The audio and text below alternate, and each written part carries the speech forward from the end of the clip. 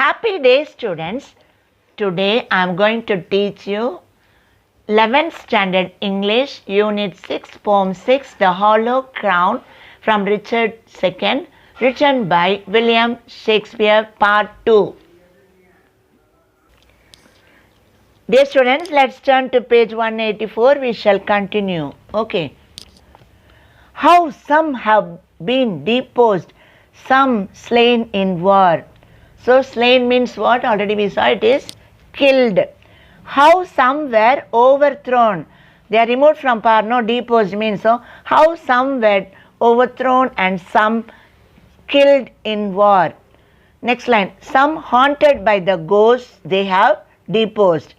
So we see here, some were haunted by the ghosts of the kings they had overthrown. Ghosts, you know, the evil spirits, that is haunted minds frequented by evil spirits. Some poisoned by their wives, some sleeping killed. This we can understand. Still others we see were poisoned by their wives, while others were killed in their sleep.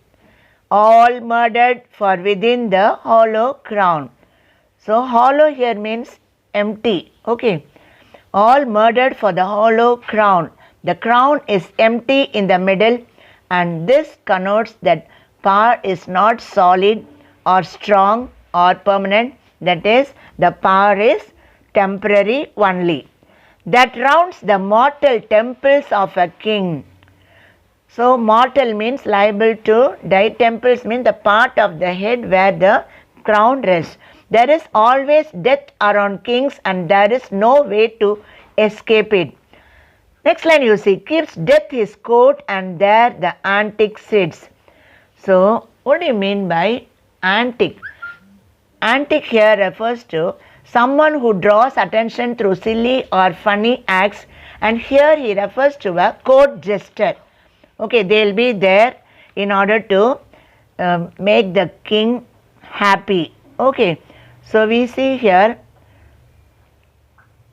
there is always death around the kings, and there is no way to escape from it, and keeps death his court. That means here death is portrayed as a court jester, and he is sitting, scoffing his state and grinning at his pomp. That means scoffing. What do you mean by scoffing? Expressing mockery, making fun. So death laughs at the king's reign and mocks his great ceremonies, allowing him a breath, a little seen, to monetize, be feared, and kill with looks. So death allows the king to live a little while and plays the monarch. It fears him and kills with looks. Next you see, infusing him with self and vain conceit, as if this flesh which walls about our life were brass impregnable and humoured thus. What do you mean by conceit? Conceit means excessive pride, having so much pride. So here we see, death fills him with useless pride, as if the flesh which covers his body is immune to or proof against attack. It is being ridiculed. That is, they are making fun of it. What do you mean by impregnable? Impregnable means immune to or proof against attack, impossible to pass through. You know, brass is a metal through which light cannot pass through. So impossible to pass through. So we cannot boast about it. Moving to the next lines. Comes at the last and with a little pin, bores through his castle wall, and farewell king. So death comes at the end and with little effort kills the body, then says goodbye king. So it is boring. Boring means makes hole, like the small pin. Okay, moving on to the next. Cover your heads and mock not flesh and blood. With solemn reverence throw away respect. So we see here, so protect your heads and don't make fun of this body of flesh and blood with dignified respect. Tradition, form and ceremonious duty. So, we should throw away respect, tradition, form and formal duties. Ceremonious means what? Very formal and serious. Okay, so all these duties must be seen. For you have but mistook me all this while. So here he says, you have mistook me all this time. You have been wrong about me all this time. For you have but mistook me all this while. We saw, I live with bread like you, feel want, taste grief, need friends, subjected thus. So he is saying there is no need to pretend or act that I am different than you. I feel all the same that you do. I have desires and feel sad and need friends just like you. I am compelled to recognize human mortality.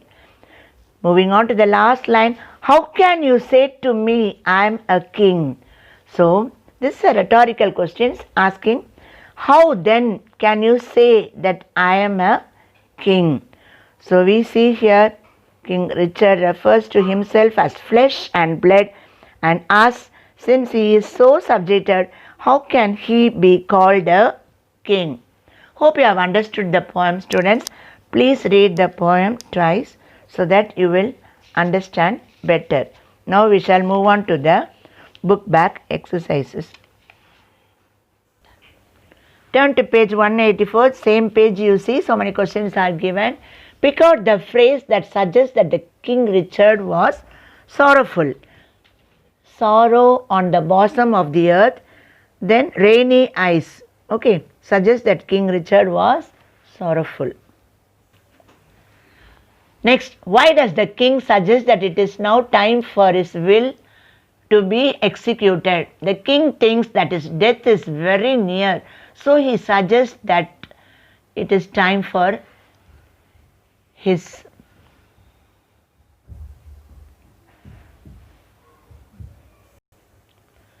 will to be executed. Next, what is the only thing we bequeath to our descendants? We bequeath only our buried dead bodies to our descendants.